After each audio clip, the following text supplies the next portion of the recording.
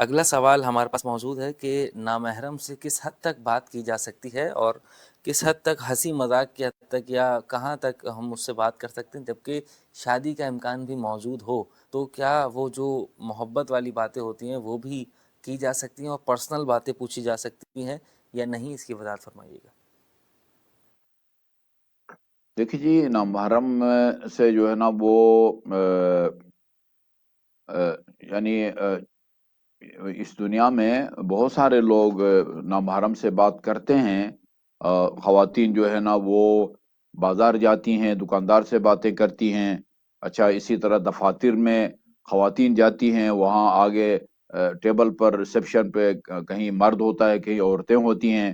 مرد جا کے جو ہے نا وہ آفس میں موجود خواتین سے باتیں کرتے ہیں، خواتین جا کے آفس میں موجود مردوں سے باتیں کرتی ہیں۔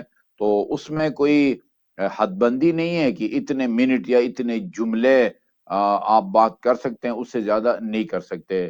وہ جتنے مرضی باتیں کریں، لیکن یہ جو آپ کی باتوں کا نتیجہ ہے وہ غلط نہیں نکلنا چاہیے، یا حتیٰ باتوں کے دوران بھی آپ کی نیت، آپ کی نگاہ جو ہے وہ اس کو آلودہ نہیں ہونا چاہیے۔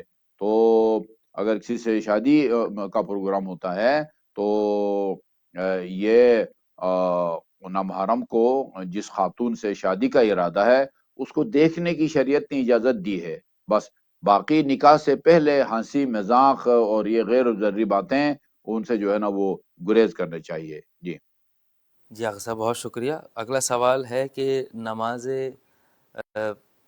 وطر میں نماز شب میں جو قنوت پڑھا جاتا ہے، اس کی مخصوص دعا جو کتاب میں لکھی ہوئی ہے، وہ دعا اسی طریقے سے پڑھنے کے بعد کیا ہم اسی دعائے قنوت میں اپنی مادری زبان میں دعا کر سکتے ہیں بارگاہ الہی میں دوران نماز، یا نہیں؟ اس کی وضاحت فرمائیے گا۔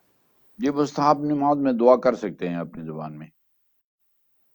جی آغا صاحب، بہت شکریہ۔ اس کے بعد اگلا سوال ہمارے پاس ہے، اور ایک خاتون نے یہ پوچھا ہے بعد السلام کہ آغا صاحب یہ بتائیے کہ رات کے وقت کنگھی کرنا سر کے بالوں میں، اور رات کے وقت یا مغرب کے اذان کے وقت گھر کے صحن میں جھاڑو لگانا یا گھر کی صفائی کرنا کیسا عمل ہے؟ اس کی وضاحت فرمائیے گا۔ جی، یہ جھاڑو دینے کے بارے میں ہے کہ حرام نہیں ہے، لیکن رات کو جھاڑو نہیں دینا چاہیے۔ باقی کنگھی کے بارے میں کوئی اس طرح کی کوئی پابندی نہیں ہے۔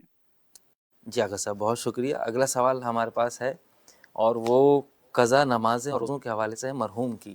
بعد السلام انہوں نے یہ پوچھا ہے کہ آغا صاحب میں گھر کی بڑی بیٹی ہوں، اور میرے شوہر امریکہ میں ہوتے ہیں، اور اپنی خاندان میں، اپنی فیملی میں سب سے زیادہ پیسے کے حوالے سے میں ہی اوپر ہوں، تو میرے والد صاحب کا انتقال ہوا، تو اس کے بعد میرے بھائی کی اتنی استطاعت نہیں ہے کہ وہ والد مرحوم کی نمازیں اور روزے ادا کروا سکے، تو کیا مجھ پر یہ کام کرنا جائز ہوگا کہ میں پیسے دے کر نمازیں اور روزے ادا کروا دوں؟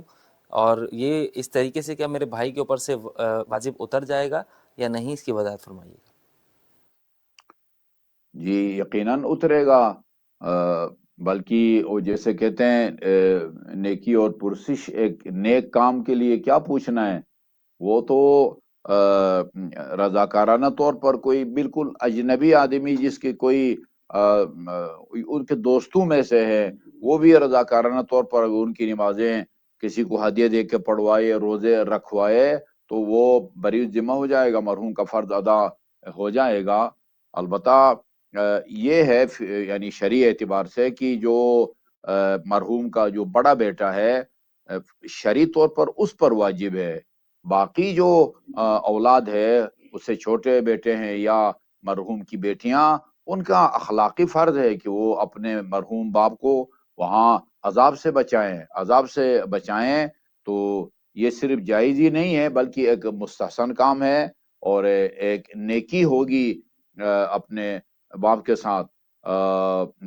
بلکہ امام جعفر صادق علیہ الصلوۃ والسلام کا فرمان ہے، ما لکم لا تبرون بوالدیکم حیین او میتین، تمہیں کیا ہو گیا ہے کہ وہ اب تم اپنے مرحوم اور زندہ والدین کے ساتھ نیکی نہیں کرتے؟ تو جب کہا گیا کہ کس طرح نیکی کریں مرحوم والدین کے ساتھ، تو آپ نے مثال کے طور پر، نمونے کے طور پر فرمایا ان تصلوا عنہما، وہ اپنے والدین کی طرف سے جو ہے نا نمازیں پڑھاؤ اور روزے رکھواؤ، حج کرو، عمرہ کرو، اور اس کا ثواب ان کے لیے وہ ہدیہ کرو۔ تو یہ جو ہے نا نیکی ہے.